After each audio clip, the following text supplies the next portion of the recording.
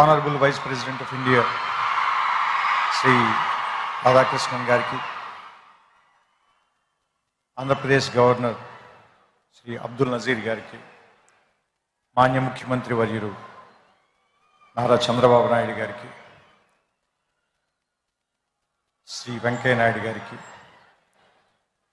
వేదిక మీద ఉన్న కేంద్ర మంత్రులు, రాష్ట్ర మంత్రులు, మిగతా పెద్దలు అందరికీ నా వందనాలు. ముందు ఇంతమంది ముందు మాట్లాడడం అంటేనే కొంచెం భయంగా ఉంది, మోకాళ్ళు వణుకుతున్నాయి. కానీ లక్కీగా పోడియం పెట్టారు కాబట్టి మీకు ఎవరికి కనపడదు. సో ఇక్కడ మాట్లాడే అర్హత నాకు ఎంత ఉందో నాకు తెలియదు. ఇంకా కేవలం ఇక్కడ నేను కూడా ఒక పూర్వ విద్యార్థిని అనేటువంటి ఒక అభిమానంతో పిలిచినట్టున్నారు.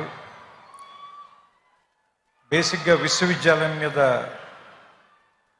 నాకు వచ్చిన అవగాహన చెప్తాను. ఎందుకంటే ఇక్కడ ఉన్నప్పుడు నాకేం అవగాహన లేదు, ఇక్కడి నుంచి వెళ్ళిపోయిన తర్వాత నాకు కొంత అవగాహన వచ్చింది.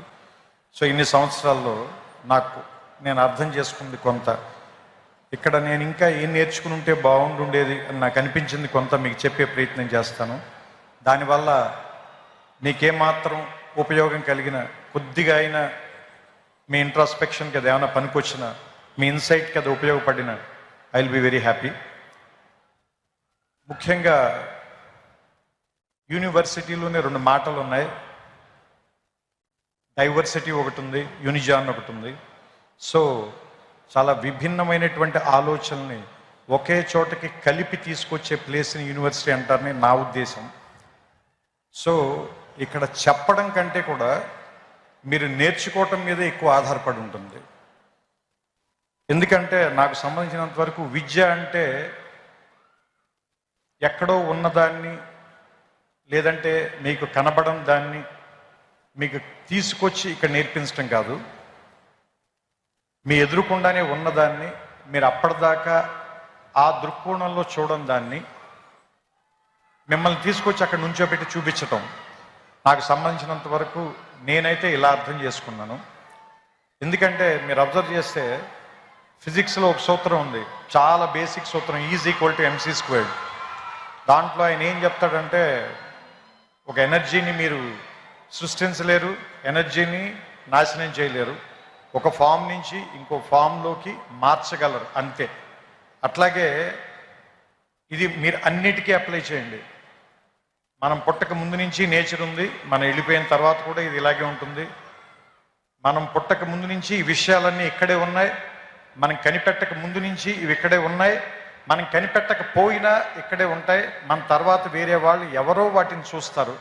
సో మనం చూడటంలోనే తేడా ఉంది తప్ప అవి ఉండటంలో మాత్రం ఏ రకమైన తేడా లేదని నాకు అనిపిస్తూ ఉంటుంది. సో ఆ ఉన్న వాటిని చూడటం నేర్చుకోవటానికి పనికొచ్చేటువంటి ఒక వేదికగా యూనివర్సిటీని భావించాలని మీ అందరికీ నేను చెప్తున్నాను. ఎందుకంటే ఇది ఒక విశాలమైన ప్రాంగణం. మొట్టమొదట ఎవరు రాగానైనా ముందు భయపెడుతుంది. మోర్ దాన్ 500 acres, రోడ్లు ఎంత నడిచినా తరగవు, పెద్ద పెద్ద ఎత్తైన సీలింగులు, దూరంగా ఉండే క్లాస్ బోర్డులు, వినపడినట్టుగా ఉండే ప్రొఫెసర్ల మాటలు అన్నీ కూడా ముందు మనకి చాలా నెగిటివ్గాను, ఇక్కడి నుంచి ఎంత గమ్ముని వెళ్ళిపోదాం అనేటువంటి ఫీలింగ్ ఇచ్చేలాను అనిపిస్తాయి. మందు చేదుగానే ఉంటుంది, ఆసుపత్రి వాసన మనకి సుగంధంలా అనిపించదు, కానీ అది మనకి చాలా ఉపయోగం చేస్తుంది.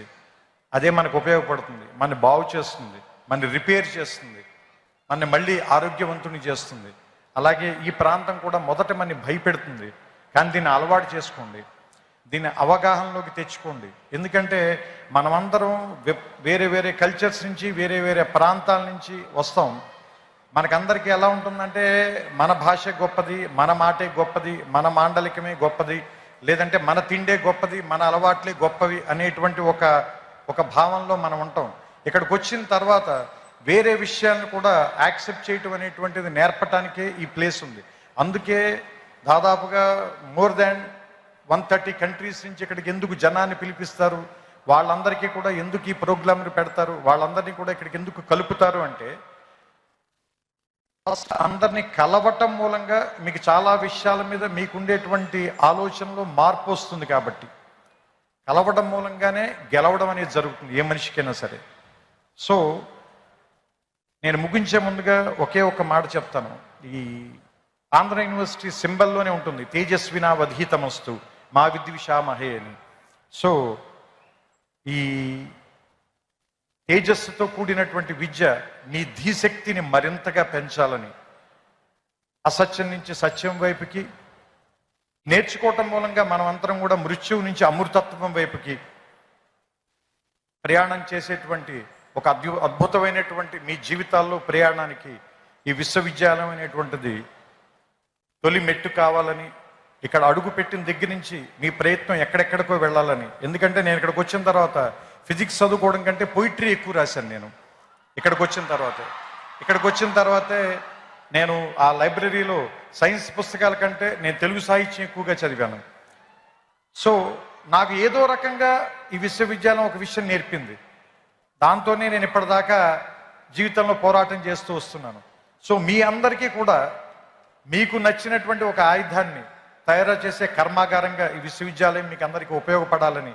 ఎందుకంటే ఇక్కడ ఉన్నటువంటి పైన ఉన్న డిగ్నిటరీస్ అందరూ కూడా ఒకళ్ళు వ్యాపార రంగంలో, ఒకళ్ళు రాజకీయ రంగంలో, మరొకళ్ళు ఏమంటారు దాన్ని దేశ విదేశాలకు వెళ్ళి రకరకాల ప్రాంతాల్లోకి వాళ్ళ తాలూకు ధీశక్తితో ముందుకు వెళ్ళారంటే వాళ్ళ ప్రయాణం మొదలుపెట్టినటువంటి మొదటి ప్రాంతం మాత్రం ఇదే. సో అలాంటి మీ ప్రయాణాలకి ఇది మొదటి అడుగు కావాలని, ఇక్కడి నుంచి ఎంతమంది వచ్చి ఇక్కడ కూర్చుంటారో తర్వాతి తరంలో చూడడానికి బహుశా నేను ఉండకపోవచ్చు, కానీ తర్వాత తరాల వాళ్ళకి చాలామంది మార్గదర్శకుల్ని ఇక్కడి నుంచే తయారు చేసేటువంటి ఈ ప్రాంగణం మరిన్ని వందల సంవత్సరాలు పూర్తి చేసుకోవాలని, దానికి ఇది ఈ శతాబ్ది మొదటి అడుగుగా ఉండాలని, 100 ఏళ్ళు పండగ చేసుకున్న వాడిని ఆశీర్వదించేటువంటి అవకాశం చాలా తక్కువ మందికి దొరుకుతుంది. అలాంటి ఆశీర్వాదాన్ని నేను చేస్తూ ఈ మాటల్ని ముగిస్తాను. శతాయుష్మాన్ భవ ఆంధ్ర యూనివర్సిటీ. నమస్కారం.